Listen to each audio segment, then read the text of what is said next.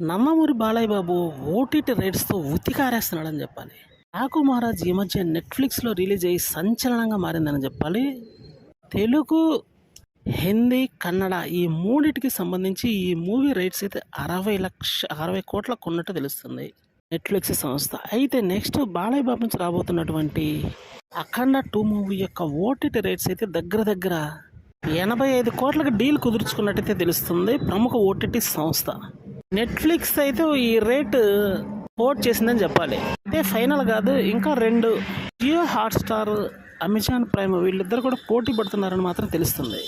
వాస్తవం చెప్పాలంటే ఈ మూవీ యొక్క పొటెన్షియాలిటీ చాలా ఎక్కువగా ఉంది. అందువల్ల ఎట్టి పరిస్థితుల్లోని డీల్ని చేజార్చుకోరు. స్ట్రీమింగ్ రైట్స్ కరెక్ట్గా కానీ కొనుక్కోగలిగితే మాత్రం ఇక మామూలుగా ఉండదు. ఈ మూవీకి సంబంధించి మంచి కలెక్షన్స్ వచ్చే అవకాశం గట్టిగా ఉందని తెలుస్తుంది. అయితే ఇంకా ఈ పోటీ అయితే ముగియలేదు కాబట్టి కొంచెం టైం పట్టే అవకాశం గట్టిగానే ఉంది. ఏది ఏమైనప్పటికీ పోటీలో మాత్రం ఖచ్చితంగా మంచి డీల్ కుదిరే అవకాశం ఉంది. పాన్ ఇండియన్ అపియరెన్స్ వస్తున్నటువంటి ఈ మూవీ మీద అతి భారీ అంచనాలు ఉన్నాయి. బాలయ్య బాబు ఎంటైర్ కెరీర్లో ఇది మాత్రం ఒక తిరుగులేని మూవీగా కాబోతుంది. అఖండ 2 సంచలనంగా మారబోతుందని చెప్పాలి.